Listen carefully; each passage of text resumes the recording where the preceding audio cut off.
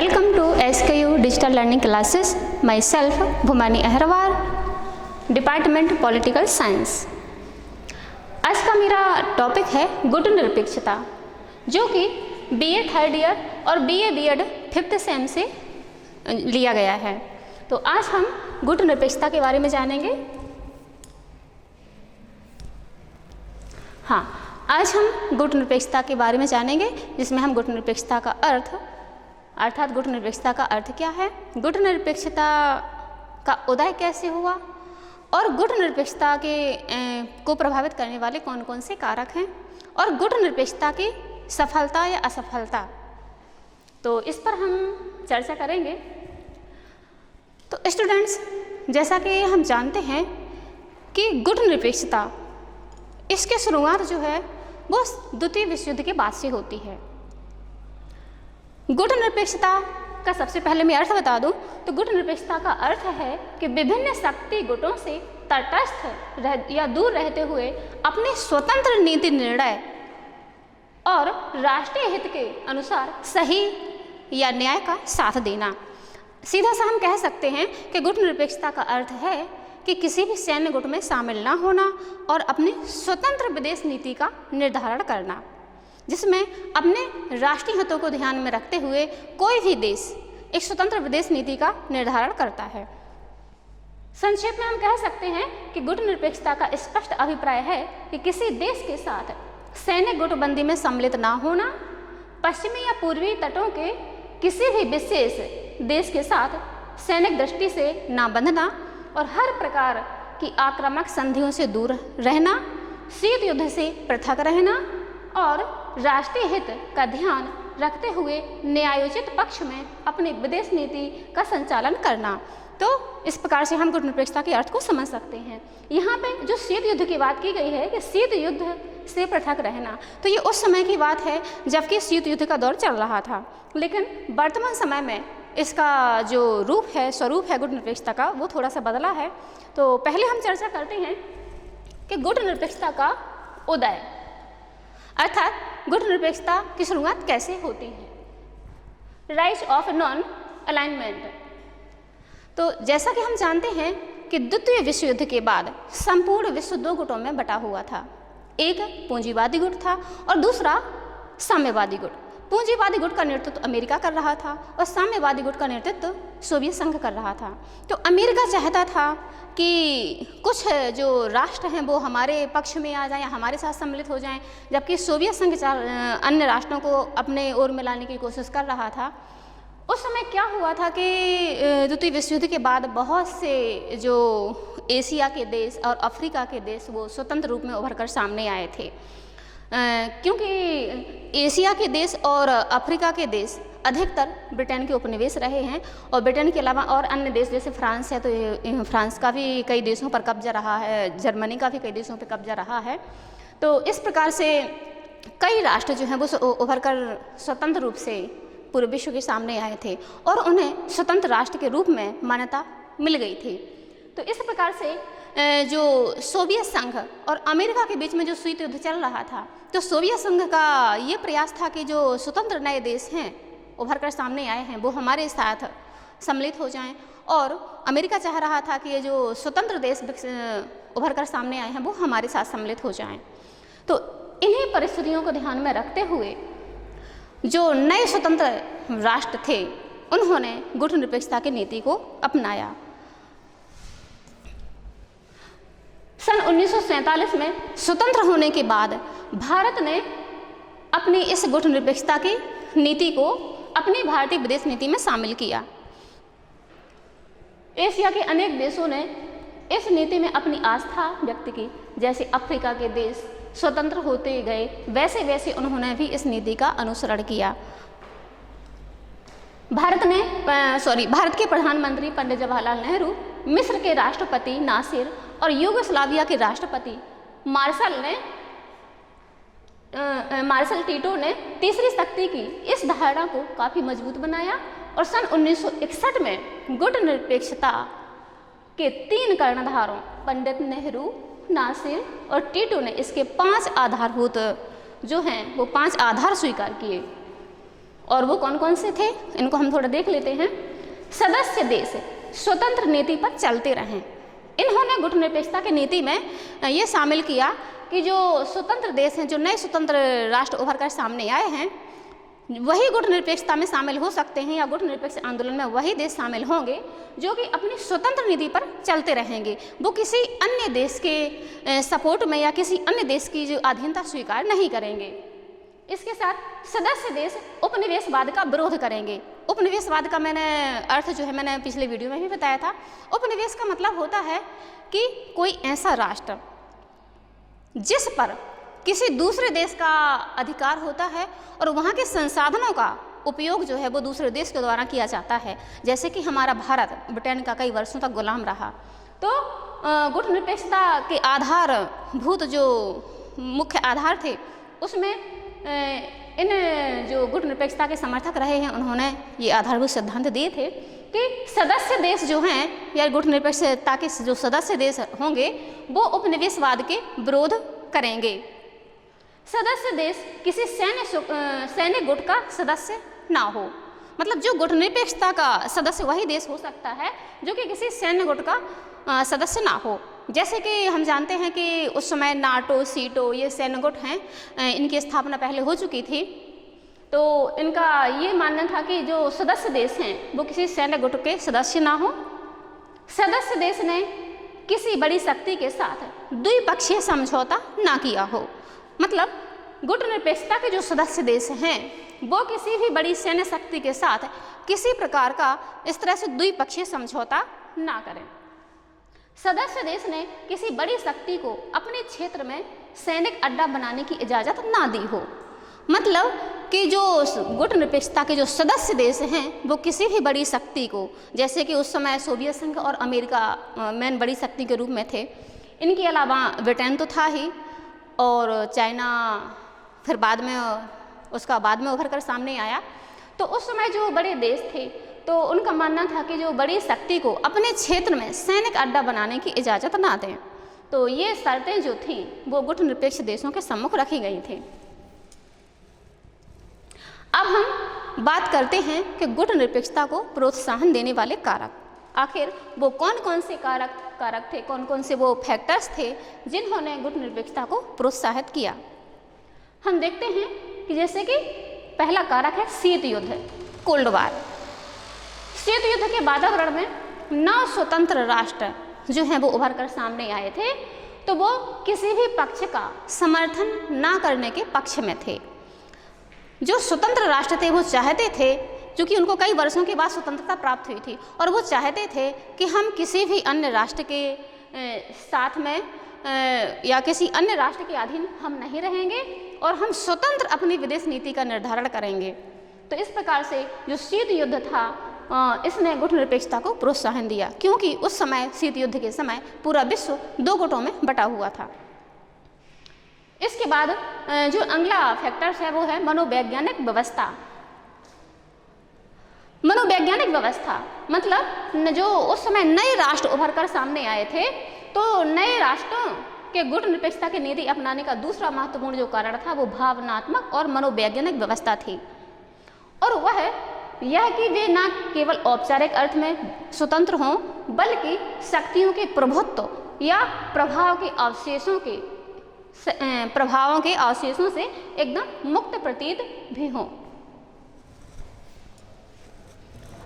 अगला कारक था वो ये था कि सैन्य गुटों से पृथक रहना। जो स्वतंत्र राष्ट्र थे वो सैन्य गुटों से स्वतंत्र रहना चाहते थे, वो किसी भी सैन्य गुट में सम्मिलित नहीं होना चाहते थे। इसके बाद जो अगला कारक था वो ये था कि अपनी पहचान कायम रखना। मतलब जो नए राष्ट्र स्वतंत्र होकर सामने आए थे वो विश्व में एक अपनी पहचान बनाना चाहते थे, क्योंकि कई वर्षों तक वो अन्य देशों के उपनिवेश रहे थे और उन पर किसी अन्य देशों का प्रभुत्व था और उनका स्वतंत्र कोई अस्तित्व नहीं था। तो इसीलिए उन्होंने गुटनिरपेक्षता की नीति का समर्थन किया कि वो वैश्विक स्तर पर अपना स्वतंत्र अस्तित्व कायम रख सकें।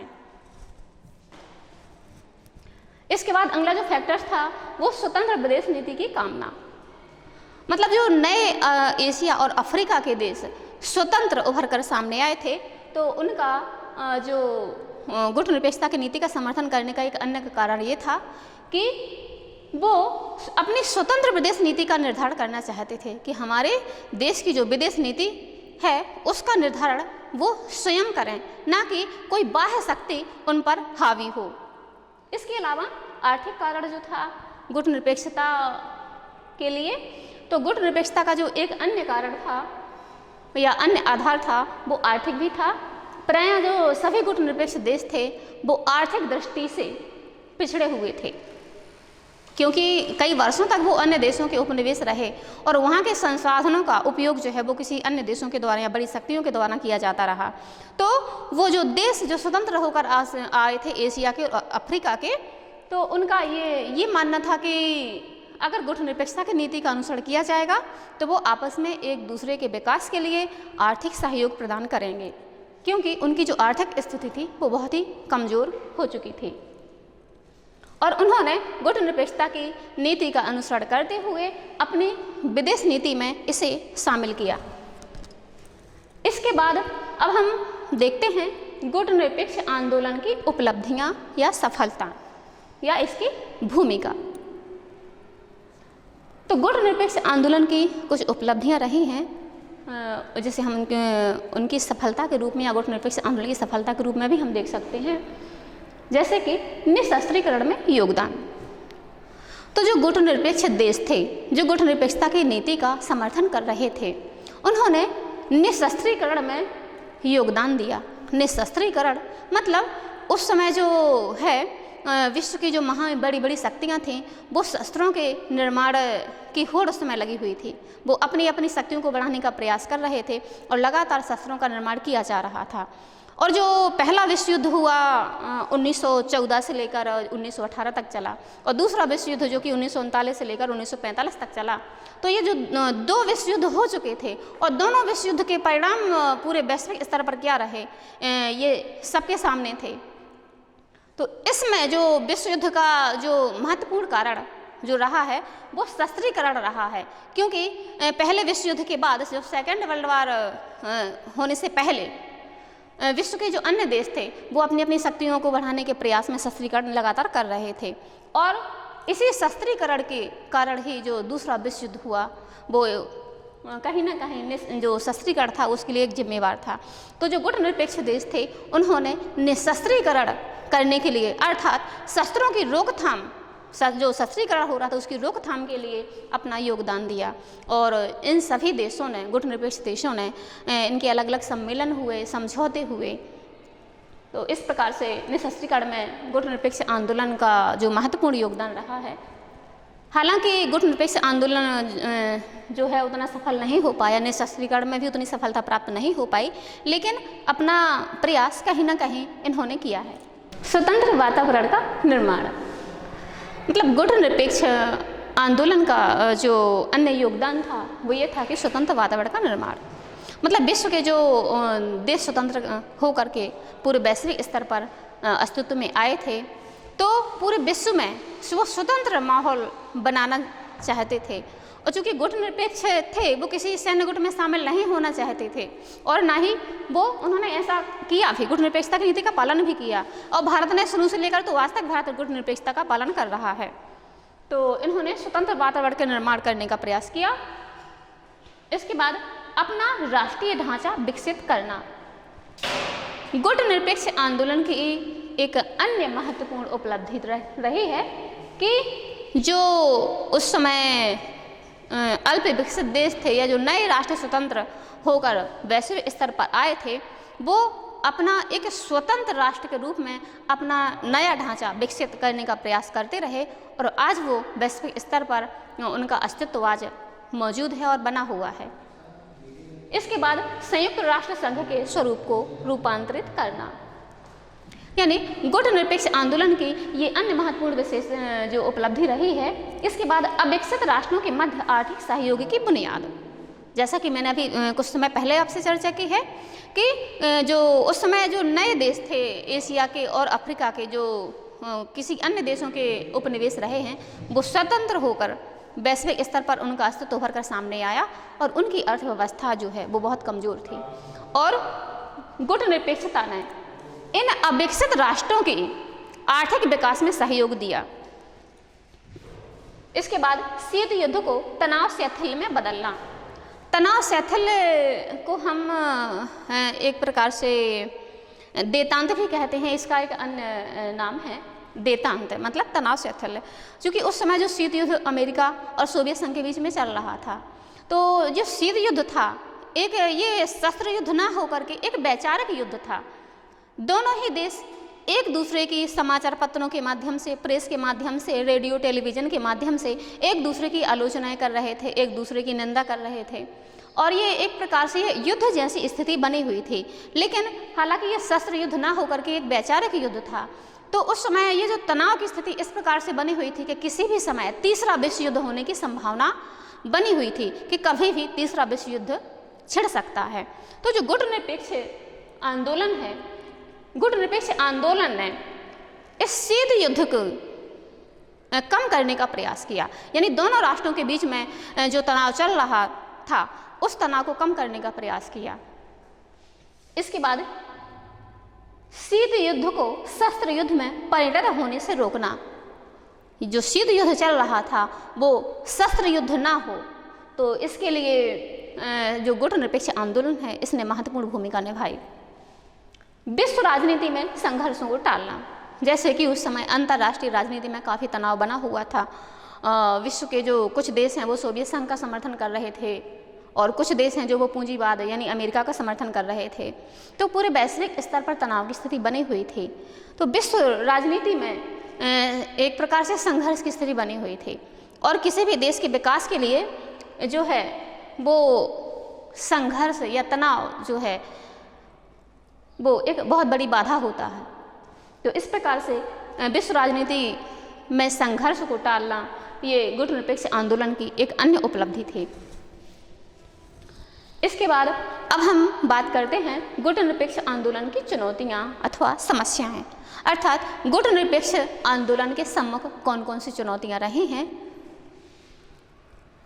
तो एक है इसमें पहला है सैनिक दबाव, अर्थात महाशक्तियाँ जो थी उस समय पूरे वैश्विक स्तर पर जो महाशक्तिशाली राष्ट्र थे वो गुटनिरपेक्ष देशों पर सैनिक दबाव डालने का प्रयास कर रहे थे, और सैन्य दबाव के कारण वो इन गुटनिरपेक्ष देशों को अपने अधीन करना चाह रहे थे या अपने पक्ष में मिलाना चाह रहे थे। तो सैन्य दबाव उन पर डाला जा रहा था। तो ये बहुत बड़ी बाधा जो थी पूरे वैश्विक स्तर पर गुटनिरपेक्ष देशों के सम्मुख थी, क्योंकि गुटनिरपेक्ष देश जो थे वो हाल ही में स्वतंत्र हुए थे और शक्ति संपन्न नहीं थे, वो अविकसित राष्ट्र थे।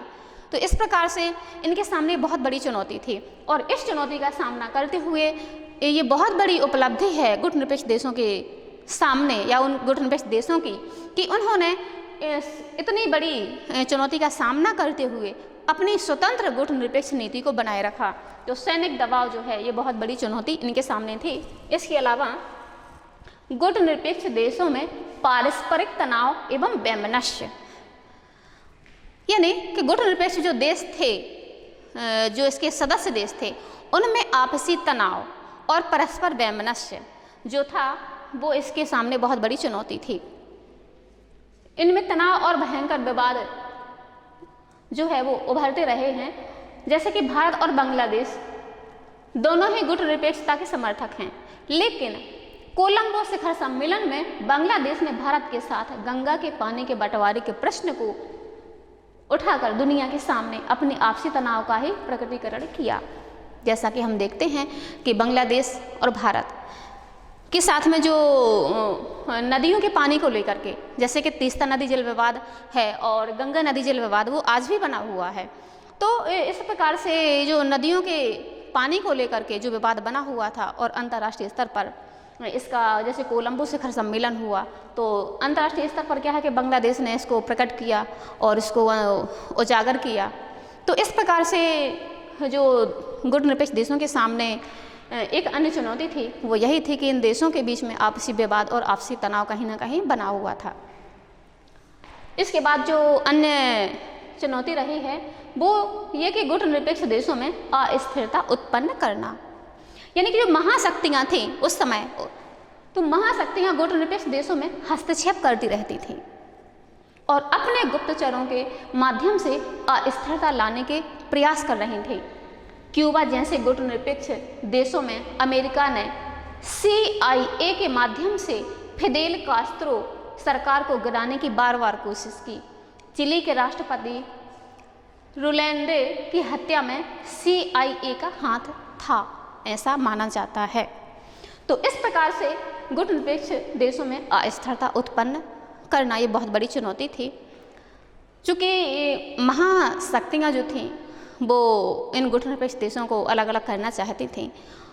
आज भी कई ऐसे संस्थाएं हैं, कई ऐसे सैन्य संगठन बने हुए हैं, जैसे कि यूक्रेन रसिया विवाद हम हाल ही में देख सकते हैं कि यूक्रेन जो है वो नाटो की सदस्यता लेना चाह रहा था, अमेरिका इसका समर्थन कर रहा था, जबकि रसिया इसका विरोध कर रहा था, क्योंकि एक समय यूक्रेन जो है वो रूस का ही पार्ट था। तो रूस बिल्कुल नहीं चाहता था कि जो यूक्रेन है वो नाटो का अर्थात किसी सैन्य गुट का सदस्य हो, क्योंकि इससे रूस को भी खतरा था। तो अंतर्राष्ट्रीय स्तर पर ये उथल पुथल हम अक्सर देखते रहते हैं और ये उथल पुथल शुरू से ही चली आ रही है कि कोई दूसरा देश जो है अपना हस्तक्षेप करके किसी अन्य देश को किसी अन्य देश के साथ में अलग करने की कोशिश करता रहा है और आज भी ये जो है चलता रहता है। इसके बाद जो अन्य चुनौती रही वो ये कि यह मात्र एक नैतिक आंदोलन है। गुटनिरपेक्षता जो था आंदोलन जो था वो एक नैतिक आंदोलन था। मतलब गुटनिरपेक्ष आंदोलन के जो सदस्य देश थे वो ये चाहते थे कि किसी अन्य देश के साथ वो संबंध खराब नहीं करना चाहते थे कि अगर मान लीजिए उस समय जो परिस्थितियाँ थीं या आज के समय में मान लीजिए कि जैसे कि चाइना और अमेरिका का विरोध अक्सर चलता रहता है, हमें सुनने में भी आता है, देखते भी हैं, और अमेरिका और रसिया का भी जो है आपस में तनाव बना रहता है। तो हम देखते हैं कि वो जो गुटनिरपेक्ष देश थे उनका ये मानना था कि उनके स्वयं के विकास के लिए, उनके आर्थिक विकास के लिए, सामाजिक और राजनीतिक सभी प्रकार के विकास के लिए उन्हें सभी देशों के सहयोग की आवश्यकता होती है। हर कोई भी देश होता है वो पूर्णतः आत्मनिर्भर नहीं होता, उसे अपनी आवश्यकताओं की पूर्ति के लिए किसी दूसरे देश पर निर्भर रहना पड़ता है। जैसे कि हम पेट्रोलियम हम देखते हैं कि अधिकतर हम जो ओपेक देश ओपेक संगठन है या अरब कंट्रीज हैं वहाँ से हम मंगाते हैं। अस्त्र शस्त्रों का ज़्यादातर हम देखें तो अगर भारत किसी देश से सबसे ज़्यादा वो अस्त्र शस्त्र खरीदता है तो उसमें रसिया प्रथम नंबर पे आता है कि भारत रूस से सबसे अधिक अस्त्र शस्त्रों की जो खरीदारी करता है, तो रूस पहले नंबर पे है इसमें। तो इस प्रकार से हर एक देश को अपने स्वयं के विकास के लिए अपनी एक दूसरे की आवश्यकता होती है। तो गुटनिरपेक्षता की नीति जो है वो इस प्रकार की नीति है वो कि उससे कि किसी अन्य देश के साथ में उसके संबंध खराब ना हो। मान लीजिए दो गुट आपस में उनके बीच में तनाव बना हुआ है, तो जो गुटनिरपेक्ष देश होते हैं वो इन गुटों से दूर रहते हैं। हालांकि मध्यस्थता कर सकते हैं, आपस में शांति स्थापित करने के लिए, विवादों को अंतर्राष्ट्रीय स्तर पर सुलझाने के लिए भारत मध्यस्थता कर सकता है, लेकिन और वो किसी अन्य गुट में शामिल नहीं हो सकता। इसी प्रकार से जो अन्य गुटनिरपेक्ष देश होते हैं उनका भी यही रवैया रहता है कि वो किसी गुट में शामिल ना होकर बल्कि अंतर्राष्ट्रीय स्तर पर शांति व्यवस्था बनाए रखने का प्रयास करें। तो गुटनिरपेक्ष आंदोलन जो है वो एक नैतिक आंदोलन है जो कि अंतर्राष्ट्रीय शांति को बढ़ावा देता है और किसी भी सैन्य गुट में शामिल होने का विरोध करता है। इसके अलावा जो अन्य चुनौती थी वो आर्थिक पिछड़ापन, यानी गुटनिरपेक्ष आंदोलन के जो भी सदस्य देश थे वो आर्थिक रूप से पिछड़े हुए थे और इनका आर्थिक पिछड़ापन इनके सामने सबसे बड़ी चुनौती बनी हुई थी, क्योंकि महाशक्तियाँ जो हैं वो आर्थिक रूप से लालच देकर इन छोटे देशों को या इन अविकसित देशों को अपनी ओर मिलाने का प्रयास कर रहे थे, जबकि गुटनिरपेक्ष देश जो हैं वो इनको एक करने का कोशिश कर रहे थे। जैसे कि इसमें भारत के प्रधानमंत्री पंडित जवाहरलाल नेहरू जी, उस समय जो तत्कालीन प्रधानमंत्री थे, यूगोस्लाविया के राष्ट्रपति मार्शल टीटो और मिस्र के राष्ट्रपति मार्शल, इन तीन नेताओं की गुटनिरपेक्ष आंदोलन को शुरुआत करने में महत्वपूर्ण भूमिका रही है। जैसा कि हम बता चुके हैं, गुटनिरपेक्ष आंदोलन की शुरुआत 1961 में हुई थी। हाँ, तो आज की वीडियो में बस इतना ही। उम्मीद करते हैं कि आपको हमारा वीडियो पसंद आया होगा और अगले वीडियो में आपसे फिर मुलाकात होगी। तब तक के लिए अनुमति दीजिए। नमस्कार।